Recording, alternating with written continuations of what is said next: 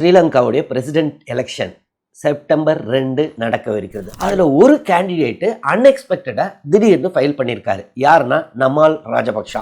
அங்கே அவ்வளோ பிரச்சனைனால கடைசியில் மக்கள்லாம் வெளியில் வந்து போராட்டம் பண்ணி அவங்க நாட்டை விட்டே வெளியில் ஓடினாங்க. இந்த ராஜபக்ஷாஸ் இருந்தாதான் நாட்டில் அமைதி கொண்டு வர முடியும் அப்படின்ற மாதிரி ஒரு ஸ்ட்ராங் லீடர் அவங்க அப்படின்ட்டு பேசிக்காக அவங்க போலரைஸ் பண்ணிடுவாங்கங்க. இலங்கை தமிழர்கள், இந்துக்கள், அவங்க மைனாரிட்டிஸ். ஸோ மைனாரிட்டிஸ் வர்சஸ் மெஜாரிட்டின்னு பண்ணி மெஜாரிட்டியை போலரைஸ் பண்ணி இவருக்கு ஓட்டு போட வச்சுருவார். இந்த ராஜபக்ஷாஸ்லாம் முடிஞ்சிட்டாங்கன்னும் போது திடீர்னு நமால் ராஜபக்ஷாவை இவங்க நாமினேட் பண்ணுறாங்க. சரி, இப்போ நமால் ராஜபக்ஷா ஜெயிப்பாரா?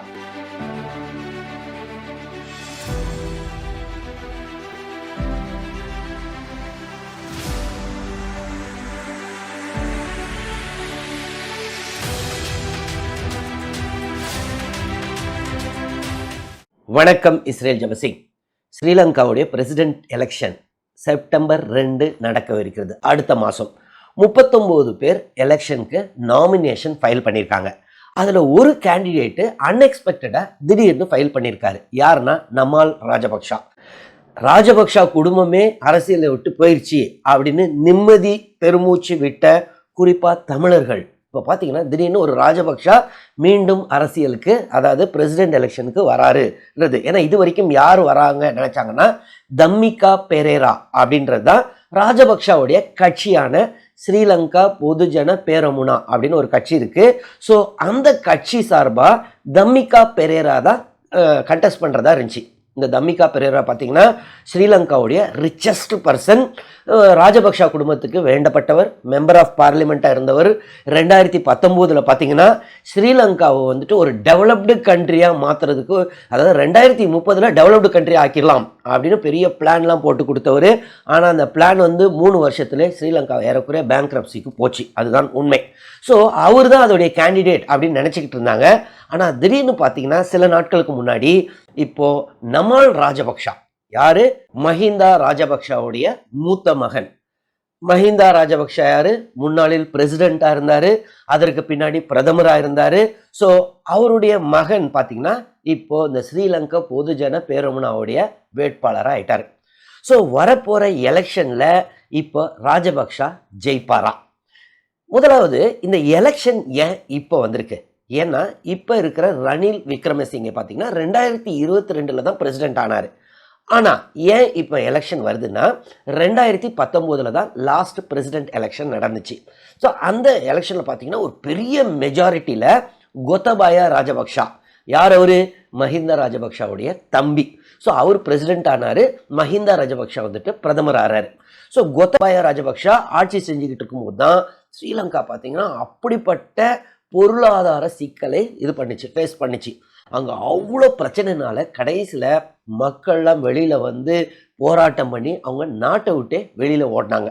ஸோ 2022 ஜூலையில் அவங்க நாட்டை விட்டு வெளியேறிய பின் என்ன பண்ணுறதுன்னு ஒன்று, அப்போது ஸ்ரீலங்கன் பார்லிமெண்ட் அவங்களுடைய கான்ஸ்டியூஷன் லா பிரகாரம் அந்த பார்லிமெண்ட்டு இன்னொரு பிரசிடெண்ட்டை எலெக்ட் பண்ணலாம். ஆனால் அந்த பிரசிடெண்ட்டுக்கு வெறும் ரிமைனிங் ஆஃப் த டென்யூர் தான். ஏற்கனவே ஒரு பிரசிடென்ட் எலெக்ட் ஆகிட்டு இருந்தார்ல, அவருடைய டென்யூரில் ஒரு 5 வருஷம் இருக்குது, அதில் 3 வருஷம் அவர் முடிச்சுட்டா அப்போ ரிமைனிங் டென்யூர் 2 வருஷம் தான் இருக்கும்ன்றது அந்த லா. ஸோ அது பிரகாரம் ரணில் விக்ரமசிங்கே அவர் தான் இப்போ பிரசிடெண்ட்டாக இருக்கார். ஸோ அவருடைய டென்யூர் பார்த்திங்கன்னா ஜூலைலேருந்து 2022 இப்போ வரைக்கும் இருக்குது. ஸோ 2024 இப்போ அடுத்த எலெக்ஷனுக்கு அவங்க ரெடி ஆகிட்டாங்க. சரி, ஏன் ராஜபக்ஷாக்குன்னா அவ்வளோ ஒரு இது? ஃபர்ஸ்ட் ஆஃப் ஆல், இந்த நமால் ராஜபக்ஷா யார்?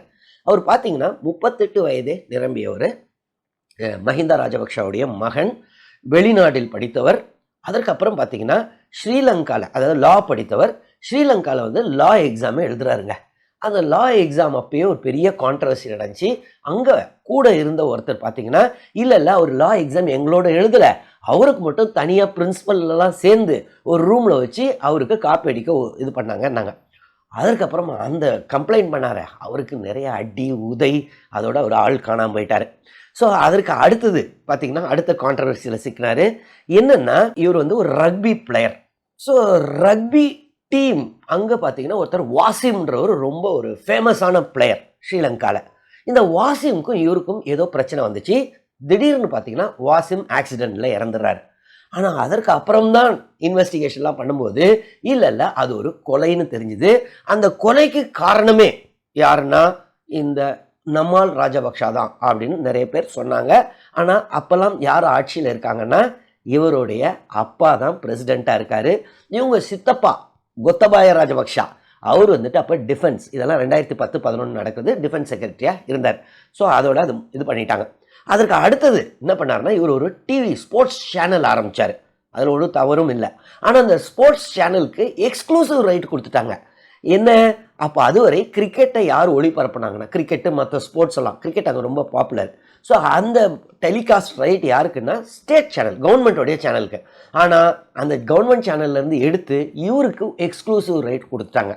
ஸோ அது ஒரு பெரிய கான்ட்ரவர்சி போச்சு. ஆனால் இந்த மாதிரி கான்ட்ரவர்சிக்கெலாம் அவங்க கொஞ்சமும் அஞ்ச மாட்டாங்க. கடைசியில் 2020-19 இவருடைய சித்தப்பா பிரசிடெண்ட் ஆனதுக்கப்புறம் 20 இவங்க அப்பா பிரதமர் ஆகிறாரு. உடனே இவரை ஸ்போர்ட்ஸ் அண்ட் யூத் இந்த மினிஸ்ட்ரிக்கு மினிஸ்டர் ஆக்கிடுறாங்க. சரி, அந்த ராஜபக்ஷாங்க மேலேயே எவ்வளோ மக்கள் மேலே ஒரு அந்த பயம் ஏன் வருது ராஜபக்ஷான்ற பேர்? காரணம்னு பார்த்தீங்கன்னா அவங்க பண்ண அது அவங்க காலத்தில் நடந்த கொடூரங்கள். முள்ளிவாய்க்கால் இருக்கிறதுலே பெரிய கொடூரம். பல ஆயிரம் தமிழ் மக்கள் இறந்தனர் 2009. ஸோ நிறைய கொடூரங்களை சந்தித்தனர். அதற்கப்புறம் பார்த்தீங்கன்னா 2011 நினைக்கிறேன், ஃப்ரெட்ரிகா ஜான்ஸ் அப்படின்ற ஒரு ஜேர்னலிஸ்ட் வந்துட்டு ஒரு ஆர்டிக்கிள் எழுதுறாங்க. என்ன நடந்துச்சுன்னா அவங்க இவரோட டிஃபென்ஸ் செக்ரட்டரியாக இருக்கார். இவருடைய மனைவிக்கு ஒரு நாய்க்குட்டியை சுவிட்சர்லாண்டிலேருந்து இறக்குமதி பண்ணணும். ஸோ இதெல்லாம் தவறே கிடையாது, அவருடைய இஷ்டம். ஆனால் என்ன நடத்தியிருக்காங்கன்னா அந்த டைமில் ஸ்ரீலங்கன் ஏர்லைன்ஸில் வந்துட்டு இவருடைய சொந்தக்கார பையன் ஒரு பைலட்டான். ஸோ அந்த பைலட் போய் சுவிட்சர்லாண்ட்லேருந்து கொண்டு வரணும். அப்போ அவன் கொண்டு வரணும்னா அவன் ஓட்டக்கூடிய ஏர்கிராஃப்ட் அவனுக்கு லைசன்ஸ் என்னன்னா சின்ன ஏர்கிராஃப்ட்.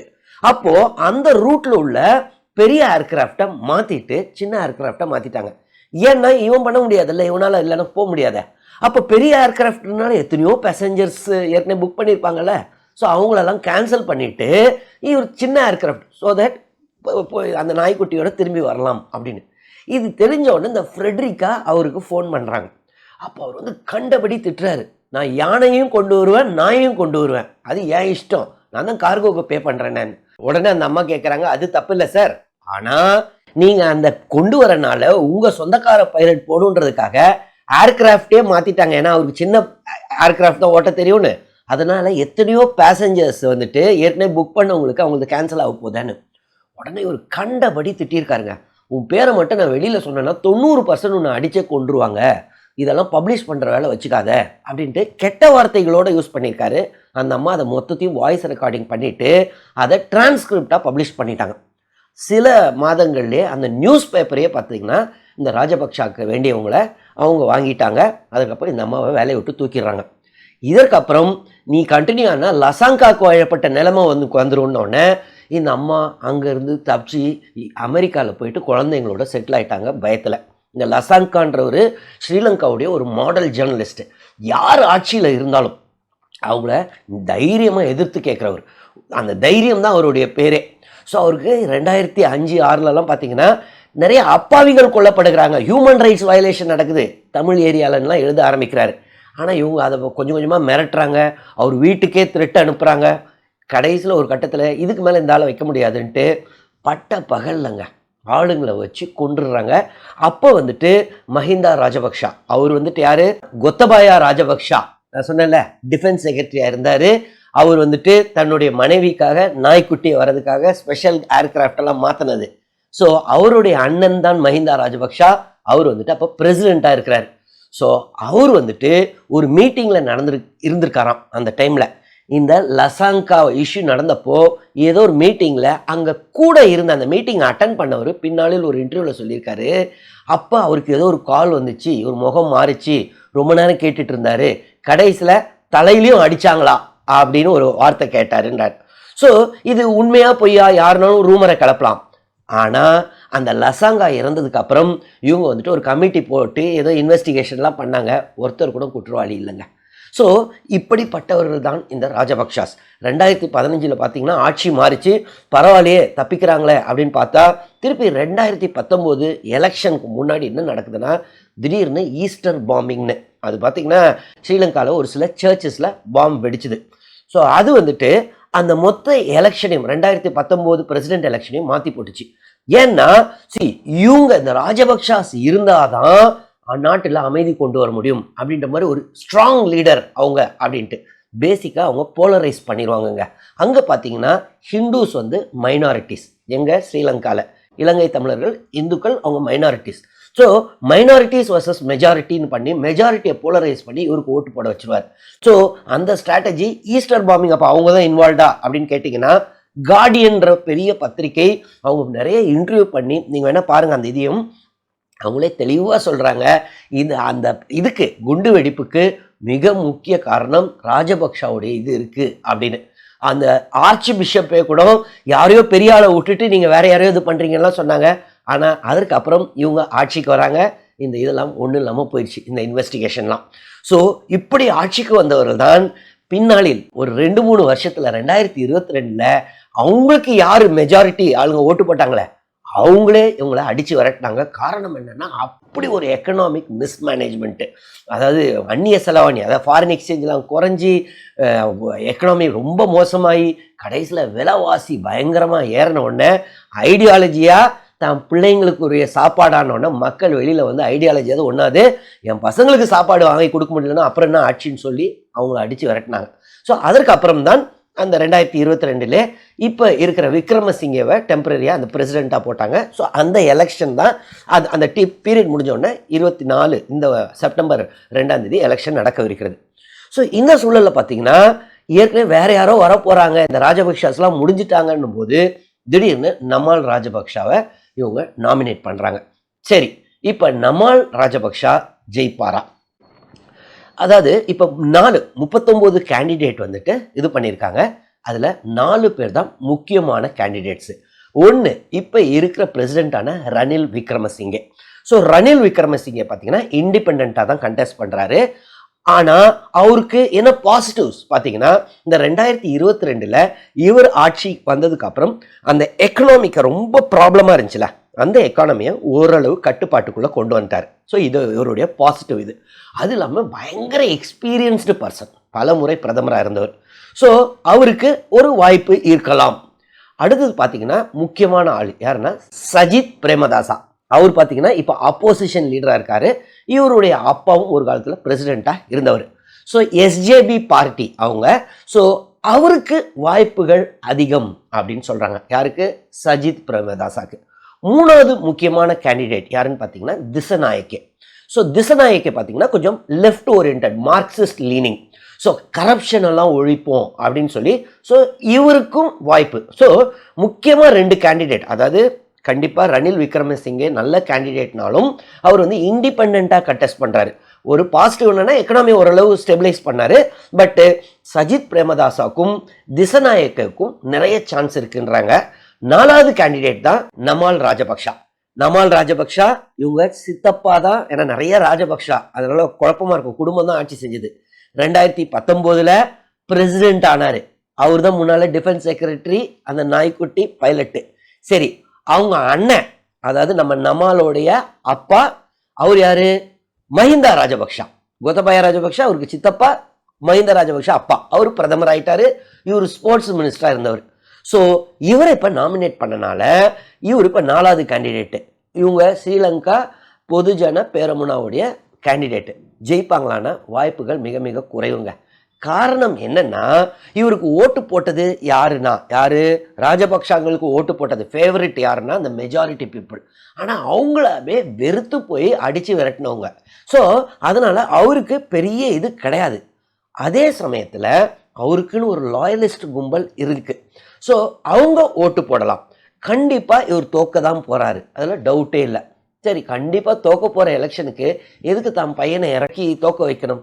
இதற்கு என்ன காரணம் சொல்கிறாங்கன்னா, தம்மிகா பெரேரா அவர் தானே ஸ்ரீலங்காவுடைய richest businessman, richest person. அவர் தானே இறங்கியிருக்க வேண்டியது. அவருக்கு பதில் அவங்க பையனே இறக்கிடுறாங்க. இப்போ காரணம் என்னென்னா அவர் இருந்தால் மொத்த கட்சியை முடிஞ்சு போயிடும். அட்லீஸ்ட் நம்மளுக்குன்னு ஒரு லாயலிஸ்ட் இருப்பாங்கல்ல.